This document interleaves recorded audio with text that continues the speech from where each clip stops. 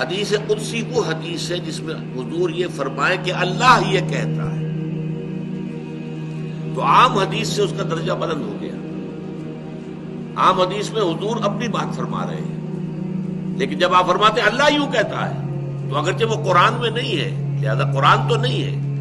لیکن حدیث سے اس کا ایک درمیانی درجہ بن گیا، قرآن اور حدیث کے درمیان۔ حدیث قدسی کیا ہے؟ قسمت الصلاۃ بینی و بین عبدی نصفین۔ میں اگر اس کی پوری شروع سے عبارت پڑھوں تو عن ابی ہریرہ رضی اللہ تعالی عنہ قال قال رسول اللہ صلی اللہ علیہ وسلم یقول اللہ تعالی، حضرت ابو ہریرہ سے مروی ہے رضی اللہ عنہ کہ حضور نے ارشاد فرمایا، اور یہ مسلم شریف کی روایت ہے، نوٹ کر دیجیے، صحیحین میں سے ایک جو ہے مسلم شریف، صحیح ہے مسلم، اس کی روایت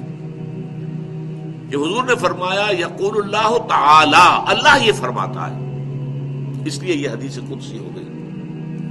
قسمت الصلاۃ بینی و بین عبدی نصفین، میں نے نماز کو اپنے اور اپنے بندے کے مابین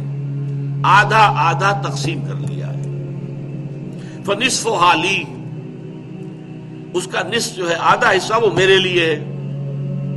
ونصفھا لعبدی، اور آدھا میرے بندے کے لیے ہے، وَلِعَبْدِي مَا سَأَلَ، اور میرے بندے کے لیے ہے جو اس نے مانگا، میں نے اسے عطا کیا، میں نے دے دیا، گرانٹڈ۔ اب یہاں تک جو ہے حدیث قدسی۔ اب آگے حضور وضاحت فرما رہے ہیں، اذا قال العبد، یہ باریک جو لکھا ہوا ہے، جب بندہ یہ کہتا ہے الحمدللہ رب العالمین، قال اللہ تعالی، تو اللہ تعالیٰ فرماتے ہیں حمدنی عبدی، میرے بندے نے میری حمد کی، میرا شکر ادا کیا، میری ثنا کی، میری تعریف کی۔ وَإِذَا قَالَ الرَّحْمَنُ الرَّحِيمُ، یقول اللہ تعالی اثنى علی عبدی، جب الرحمن الرحیم کہتا ہے بندہ تو اللہ تعالیٰ فرماتا میرے بندے نے میری ثنا کی۔ وَإِذَا قَالَ الْعَبْدُ مالک یوم الدین، قال اللہ تعالی مجدنی عبدی، جب بندہ کہتا ہے مالک یوم الدین، وہ جزا و سزا کے دن کا مالک ہے، مطلق ہے، مختار مطلق، اللہ کہتا ہے میرے بندے نے میری بزرگی بیان کی۔ وَإِذَا قَالَ الْعَبْدُ إِيَّاكَ نَعْبُدُ وَإِيَّاكَ نَسْتَعِينُ،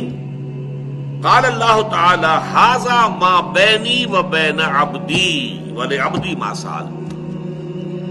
اللہ فرماتا یہ میرے اور میرے بندے کے مابین ہے، یہ ہے در حقیقت میثاق، جوڑ دینے والی شے، باندھ دینے والی شے۔ ابھی تک تو میری ثنا ہو رہی تھی نا، الحمدللہ رب العالمین الرحمن الرحیم مالک یوم الدین، حمدنی عبدی، اثنى علی عبدی، مجدنی عبدی۔ اب جب کہا ایاک نعبد و ایاک نستعین، ھذا ما بینی و بین عبدی، یہ میرے اور میرے بندے کے درمیان ہے۔ اس کے لیے میں نے کہا تھا یہ کووننٹ ہے، یہ میثاق ہے، یہ عہد ہے،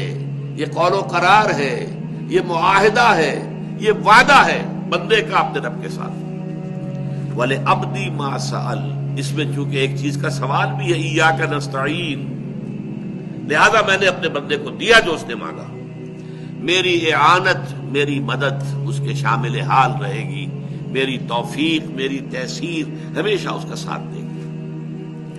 وَإِذَا قَالَ الْعَبْدُ اهْدِنَا الصِّرَاطَ الْمُسْتَقِيمَ صِرَاطَ الَّذِينَ أَنْعَمْتَ عَلَيْهِمْ غَيْرِ الْمَغْضُوبِ عَلَيْهِمْ وَلَا الضَّالِّينَ، يقول اللہ تعالی ھذا لعبدی ولعبدی ما سأل، یہ میرے بندے کا حصہ ہے، ہدایت بندے کو چاہیے، میں نے دینی ہے، بندے کو چاہیے، یہ بندے کا حصہ ہے، لہذا جو بھی کچھ اس نے مانگا ہے کہ اهدنا الصراط المستقیم صراط الذین انعمت علیہم غیر المغضوب علیہم ولا الضالین، ھذا لعبدی ولعبدی ما سأل، جو میرے بندے نے مانگا میں نے گرانٹ کر دیا، دے دیا، عطا کر دیا۔ اس حدیث سے ایک تو یہ سمجھیے اس دعا کی تاثیر کا یہ عالم ہے، ادھر ہماری زبان سے الفاظ نکلتے، ادھر سے اللہ تعالیٰ کی طرف سے جواب آتا، بشرطے کہ یہ ہمارے احساس اور شعور کی گہرائیوں سے الفاظ نکل رہے ہیں۔ اگر ہم نے طوطے کی طرح رٹے ہوئے الفاظ دہرا دیے ہوں بس پیرٹ لائک، پھر وہ بات نہیں۔